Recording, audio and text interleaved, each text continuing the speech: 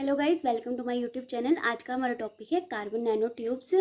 इसमें जो है हम कार्बन नैनो ट्यूब्स के बारे में जानेंगे और उनकी सिंथेसिस कैसे होती है और कितने टाइप्स के हमारे सीएनटीज होते हैं, उनके स्ट्रक्चर्स कैसे होते हैं, प्रॉपर्टीज़, एप्लीकेशन, सब हम इस सिंगल वीडियो में जानेंगे। तो हमारे पास कार्बन नैनो ट्यूब्स क्या होती हैं। जैसे आपको पता है, कार्बन बहुत ही ज़्यादा इंटरेस्टिंग एलिमेंट है। जितनी भी हमारे पास मेजर पार्ट होता है, लिविंग नॉन लिविंग, उसमें हमारा कार्बन एटम जो है होता ही होता है। मतलब पॉलीमर केमिस्ट्री के लिए तो ये बैकबोन होती है। ठीक है। अब ये जो कार्बन होता है वेरियस फॉर्म्स में होता है, जैसे फ्लोरीन्स में होता है, नैनो डायमंड्स, ग्रेफीन डायमंड्स। हमारे डायमंड्स भी कार्बन से ही बनते हैं। और वैसे ही हमारे पास ये कार्बन नैनो ट्यूब्स है। तो कार्बन नैनो ट्यूब्स क्या है हमारे पास, एक ग्रेफाइट शीट होती है, 2 डायमेंशनल ग्रेफाइट शीट। जब उसको हम जो है फोल्ड कर देते हैं, रोल कर देते हैं, उससे जो हमारी बनती है कार्बन नैनो ट्यूब। जैसे मान लो ये हमारे पास जो है ग्रेफाइट शीट है, इसको हमने जो है सिलेंड्रिकली फॉर्म में ऐसे फोल्ड कर दिया। ठीक है, ऐसे फोल्ड कर दिया, अगर आपको दिख रहा हो तो। ठीक है, तो ये हमारे पास सीएनटी बनती है। तो ये सीएनटी जो है 1991 में आई थी हमारी दुनिया में। सीएनटी जो है हमारे पास एक मोस्ट इम्पॉर्टेंट नैनो मटेरियल होता है आज के टाइम में। बहुत जगह हमारा जो है इसका आप एप्लीकेशन पार्ट में देखो कि बहुत जगह यूज़ होती है।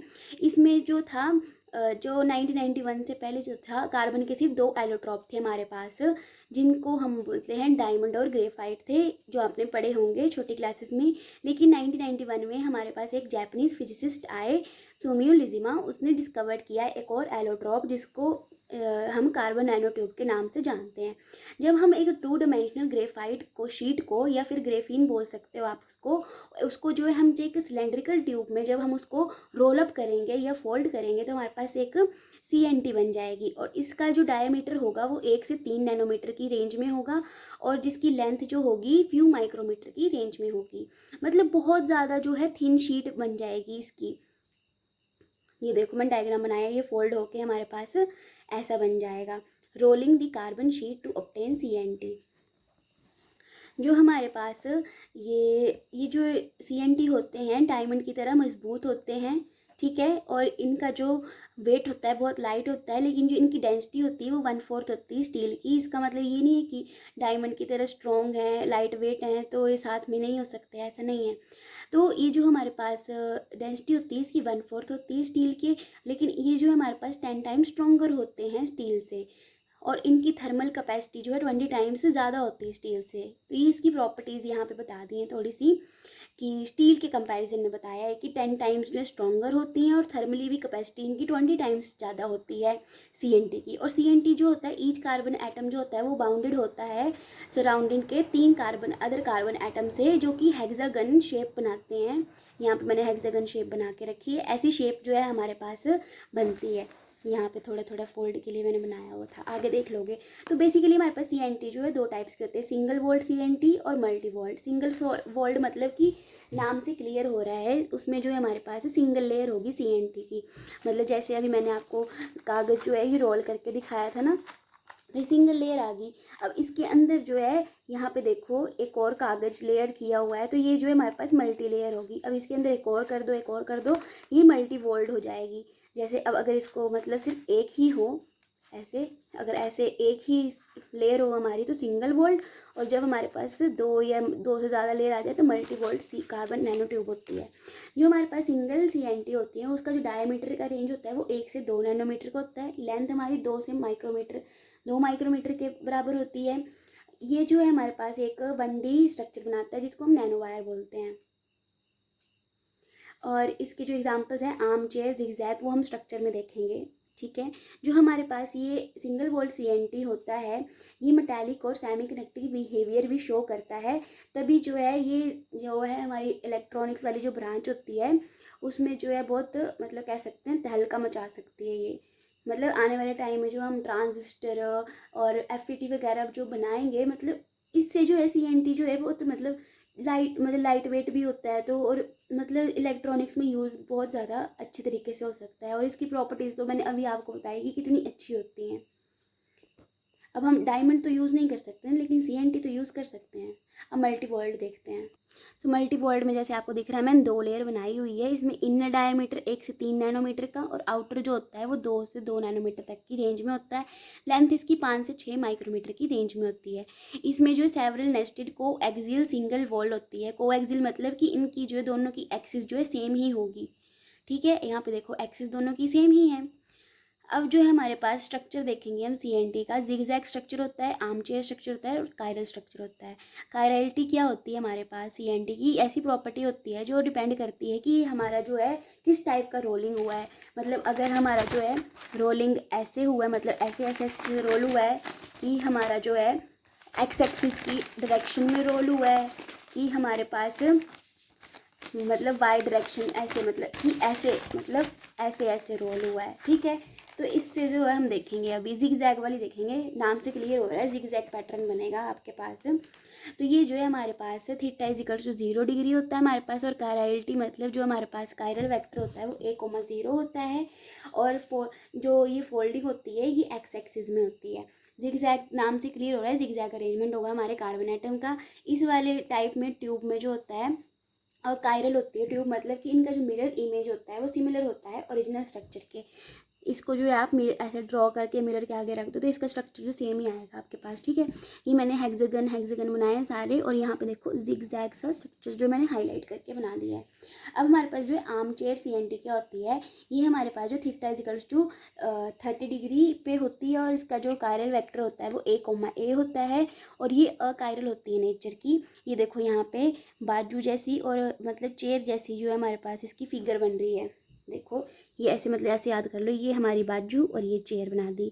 ठीक है, यहाँ पे सीधा कर दिया, यहाँ पे जो है इसी का उल्टा बना दिया। ठीक है, बस यहाँ पे रखना है याद कि बाजू जैसी और यहाँ पे स्ट्रेट और ऐसे ऐसे। ठीक है, आर्म चेयर बन गई। अब हेलिकल जो होता है हमारे पास, उसका जो एंगल होता है वो 0 से 30 डिग्री के बीच में होता है। और कायरल नेचर होता है इनका, और मतलब कि कायरल होता है तो मतलब जो इनकी मिरर इमेज होती है वो डिफरेंट होती है इनकी ओरिजिनल स्ट्रक्चर से। ये देखो यहाँ पे ये हो गया हमारा कायरल स्ट्रक्चर। ऐसे आगे को, मतलब जिगजैग में ऐसे था ना, बस जिगजैग को थोड़ा आगे आगे करते जाओ। अब इसका जो है मैंने चार्ट फॉर्म में लिख दिया है, जो अभी मैंने पढ़ाया आपको कि types of CNT, zigzag, chiral, achiral, chiral. ठीक है, यहाँ पे कायरल वेक्टर लिख दिया, यहाँ पे एंगल और क्रॉस सेक्शन हमारा trans cis, mixture of trans and cis. इसमें डिटेल में नहीं जा रही हूँ, इसको यहाँ पे याद ही कर लो। अब हम देखेंगे synthesis of carbon nano tube. Basically जो कार्बन नैनो ट्यूब्स, आपने ये मेथड ना ऑलरेडी पढ़े हुए हैं, फिर भी यहाँ पे थोड़ा थोड़ा ही आइडिया दूंगी मैं। जो हमारा इलेक्ट्रिक आर्क डिस्चार्ज, मतलब यहाँ पे जो हमारे पास मेथड थे वो था electric arc discharge method, CVD और लेज़र एबलेशन टेक्निक। सबसे पहले हम देखेंगे लेज़र एबलेशन टेक्निक। तो डायग्राम से ही समझते हैं डायरेक्ट हम। तो ये इसका डायग्राम है, ये हमारे पास फर्नेंस है, यहाँ पे हम इनसे हीट दे रहे हैं। ये हमारा टारगेट मटेरियल है ग्रेफाइट का। ये हमारे पास वाटर कूल्ड कॉपर कलेक्टर है। ये क्वार्ट्ज ट्यूब है। क्वार्ट्ज ट्यूब के अंदर हमने जो है ये ग्रेफाइट रखा हुआ है जो टारगेट मटेरियल है हमारा। बीच में हमने आर्गन गैस फिल करी हुई है और लेज़र। सबकी वर्किंग बताऊंगी मैं। ठीक है, कंस्ट्रक्शन आपको क्लियर है। अब क्या होगा हमारे पास, जो हमारा याद रखो कि ग्रेफाइट का जो टारगेट मटेरियल है उसका जो मतलब मेल्टिंग पॉइंट होता है ना वो 3600 के आसपास होता है मेरे हिसाब से। ठीक है, एक बार गूगल करके चेक कर लेना, 3600 डिग्री सेल्सियस के आसपास होता है। तो जो फर्नेंस होता है वो मतलब हीटिंग का काम कर रहा है। वो सिंगल इसकी जो हीटिंग होती है सिर्फ 1200 डिग्री सेल्सियस तक होती है। तो ये सिंगल तो इसको मेल्ट नहीं कर सकता, तब हम लेज़र का यूज़ करते हैं। जब मतलब यहाँ से भी हीटिंग हो रही है, लेज़र भी फोकस हो रही है, तो यहाँ से हमारे जो है कार्बन आइटम जो बाहर निकल जाएंगे। अब एक कार्बन आइटम जो है ये आर्गन गैस द्वारा ले जाए जाएंगे। मतलब आर्गन गैस जो है इन कार्बन भैया को आगे की तरफ ले जाएंगी, किसके पास, वाटर कूल्ड कॉपर कलेक्टर के पास। क्योंकि कार्बन जो बहुत गर्म हो गए थे ना यहाँ पे, तो वाटर कूल होने के लिए, वो ठंडे होने के लिए वहाँ पे चले गए। तो यहाँ पे वो जाते जाएंगे हमारे पास जो एक लेयर बन जाएगी। ठीक है, और कार्बन नैनो ट्यूब की फॉर्मेशन हो जाएगी। अब क्या लिख के आओगे आप, ऐसे कंस्ट्रक्शन तो आप खुद बना ही लोगे मेरे हिसाब से, मैं ये कंसीडर करके चली हूँ। तो यहाँ पर सीधा वर्किंग देखते हैं कि quartz tube containing argon gas क्यों यूज़ की है। एक तो पहले वो प्रिवेंट करेगी ऑक्सीडेशन से। ठीक है, और वो जो है हमारे कार्बन एटम को लेकर भी जाएगी। अब यहाँ पे लिखा है जो ग्रेफाइट टारगेट होता है उसको हीट किया हमने 1200 डिग्री सेल्सियस तक। फिर उसके बाद हमने एक हाई पल्स लेज़र गिराई जिसमें हमने ग्रेफाइट पे फोकस किया टारगेट पे। लेज़र एनर्जी क्या करेगी, कार्बन एटम को वेपराइज कर देगी और जो हमारे आर्गन गैस होगी वो स्वीप द कार्बन एटम, मतलब कार्बन एटम को लेके जाएगी हाई टेम्परेचर से कोल्डर कॉपर कलेक्टर की तरफ, और वो कंडेंस हो जाएगी नैनो ट्यूब्स में। अब जो है प्रॉपर टेम्परेचर और टाइम के बाद जो है वो जो है सेल्फ असेंबल हो जाएंगे सिलेंड्रिकल स्ट्रक्चर में, और सिलेंड्रिकल स्ट्रक्चर हमारे बन गए। तो इन्हीं को तो हमने कार्बन नैनो ट्यूब बोला था। तो ये जो हमारे कार्बन नैनो ट्यूब की फॉर्मेशन हो गई। यहाँ पे जो है कार्बन नैनो ट्यूब जो है कलेक्ट हुई कोल्ड कलेक्टर प्लेस्ड पे एट दी वन एंड, यहाँ पे क्वार्ट्ज की ट्यूब के जो दूसरा एंड है यहाँ पे कलेक्ट होगी, ये कहना चाह रहे हैं। अब दूसरा मेथड देखते हैं हम, कार्बन आर्क मेथड। जैसे हमारा वो इलेक्ट्रिक आर्क वाला मेथड नहीं था, बस वैसे ही मेथड है, बस डायग्राम इन्होंने थोड़ा अलग बना दिया। आप उसको उस मेथड को भी मतलब अगर बना के आते हो डायग्राम को तब भी चलेगा। एक बार दिखा देती हूँ मैं आपको, मैंने शॉर्ट में समझाया था उसको। जैसे ये था, आप इसको भी बना के आओगे तो गलत नहीं होगा। यहाँ पे मैंने लिखवाया भी था आपको कि यहाँ पे CNT की फॉर्मेशन हो रही है, इसको भी करके आओगे तो गलत नहीं माना जाएगा। तो यहाँ पे फिर से बता देती हूँ कि यहाँ पे 2 ग्रेफाइट की इलेक्ट्रोड यूज़ हो रहे हैं, ठीक है। यहाँ पे जब हम इनको हाई वो दे रहे हैं, वोल्टेज दे रहे हैं, तो हमारे पास जो एक इलेक्ट्रिक आर्क बन जा रहा है, मतलब एक स्पार्क जैसा बन जा रहा है, ठीक है। अब यहाँ पे क्या लिखा है मैंने कि जो फिर यहाँ से जो है एक सोर्स मटेरियल होता है और एक जो है हमारे पास जिस पे कलेक्ट, मतलब एक जिस पे कलेक्ट होना होता है और एक जो हमारे पास जिससे हमारे कार्बन आइटम निकल रहे हैं। जब ये कार्बन आइटम यहाँ से निकल जाएंगे तो ये दूसरे जो हमारे पास मटेरियल है उस पर कलेक्ट हो जाएंगे। अब यहाँ पे जो है मतलब कलेक्ट हो जाएंगे, मतलब कि जो कार्बन आइटम है दूसरी जो हमारे पास इलेक्ट्रोड है उससे जो है अट्रैक्ट होंगे। फिर कार्बन आइटम जो वहाँ पे कलेक्ट हो जाएंगे कैथोड पे और हमारे पास CNT की फॉर्मेशन हो जाएगी। अगर आपको यहाँ पे ये मेथड क्लियर नहीं हो रहा है तो आप उसी को जाके वीडियो को देख लो, ज़्यादा अच्छे से क्लियर हो जाएगा आपको। और यहाँ पे जो है हमारे पास हीलियम का प्रेशर 50 टोर रखा हुआ है हमने। और मैंने आपको बताया था कि जो हमारे पास लो प्रेशर में मतलब हाई प्रेशर जब होता है हीलियम का तब हमारे पास कार्बन नैनो ट्यूब्स की फॉर्मेशन होती है। अब जो है हम CVD देखेंगे, केमिकल वेपर डेपोजिशन। इसमें आप वही मेथड कर सकते हो जो मैंने आपको बताया था। उसमें मैंने सिलिकॉन का एग्जांपल लिया था, सिलिकॉन H4 का। यहाँ पे मीथेन का एग्जांपल लिया और कुछ नहीं किया है कि हमारा मीथेन गैस जो है यहाँ से इनलेट से हमारा अंदर जाएगा, ठीक है। और यहाँ पे जो है हमारे पास करियर गैसेज भी होती हैं, यहाँ पे तो मैंने बनाई नहीं है, ठीक है। और ये हमारा सबस्ट्रेट है, ये वैक्यूम चैम्बर है, ठीक है। यहाँ पे बहुत सारी गैसेज होती हैं, ठीक है। मीथेन गैस क्या करेगा, यहाँ पे जाएगा इनलेट पे, यहाँ पे रिएक्शन करेगा और जो सबस्ट्रेट होगा, सबस्ट्रेट यहाँ पे जो है लो टेम्परेचर पे है और यहाँ पे जो है हाई टेम्परेचर है, तो हाई से लो की तरफ ही जाता है। आपको पता है कोई चीज़ हाई से लो की तरफ जाती है।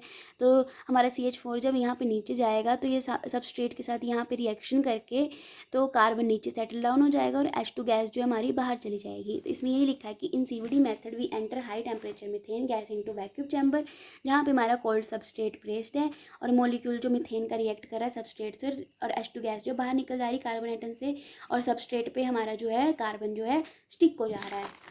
अब जो हम प्रॉपर्टीज़ देखेंगे CNT की प्रॉपर्टीज़ क्या है हमारे पास। जो CNT है वो हमारे पास इलास्टिक है, मतलब टेंसाइल स्ट्रेंथ जो है इसकी बहुत ज़्यादा है, मतलब 200 गीगा पास्कल तक है। और CNT की जो है हमारे पास स्ट्रेच कर सकते हैं हम उसको 20% ऑफ देयर रेस्ट लेंथ, मतलब हमारे पास कोई रबड़ बैंड की जो है हमारे पास स्ट्रेच की कोई लिमिट होती है, कोई रेस्ट लेंथ से कोई लिमिट इतना ही स्ट्रेच कर सकते हैं। तो इससे इसकी जो 20% रेस्ट लेंथ से ज़्यादा होती है। और ये बेंड भी कर सकते हैं हम इसको, मतलब तोड़ मरोड़ भी सकते हैं और गांठ भी मार सकते हैं CNT को। और CNT जो एक गुड कंडक्टर ऑफ हीट होता है और CNT गुड इलेक्ट्रिकल कनेक्टिविटी भी देता है। अगर गुड कंडक्टर ऑफ हीट है तो इलेक्ट्रिकल कनेक्टिविटी भी अच्छी होगी। इसका जो थर्मल कैपेसिटी होती है वो हाई होती है। Thermal expansion produce CNT is very small.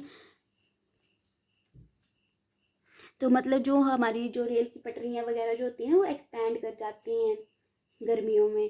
तो अगर हम CNT की बनाएं तो वो नहीं होगी चीज़। तो CNT जो होता है हमारे पास very few defect so they can carry billions amperes of current. इसमें जो है हमारे पास इलेक्ट्रिकल कनेक्टिविटी बहुत अच्छी होती है। इसमें हमारे जो डिफेक्ट होते हैं बहुत कम होते हैं। तो ये बिलियन एम्पियर ऑफ करंट जो कैरी कर सकती है। और CNT जो हमारे पास मैंने आपको बताया था कि डायमंड जैसी स्ट्रॉन्ग होती हैं। तो तो इसका यंग मॉडुलस जो होता है वो 1 टेरा पास्कल के करीब होता है, जिससे CNT जो है 10 टाइम्स मोर स्ट्रॉन्गर हो जाती है स्टील से। और ये जो है केमिकली स्टेबल होती हैं, तो इसका रेजिस्टेंस होता है, मतलब ये एंटी corrosive होती हैं, मतलब केमिकली स्टेबल है, इनको जंग नहीं लगता है। अब इसकी एप्लीकेशन पार्ट देखेंगे। जो कंपोजिट मटेरियल होते हैं जो कंटेन करते हैं CNT को, उसमें जो है मतलब जो हमारे स्पोर्ट्स पर्सन होते हैं ना, जो हाई लेवल पे खेलते हैं, उनकी मतलब या तो टेनिस वाली जो नेट होती है उसको बनाने में काम आता है। एक हमारे पास बुलेट प्रूफ जैकेट्स होती हैं, वो बनाने के लिए भी काम आता है।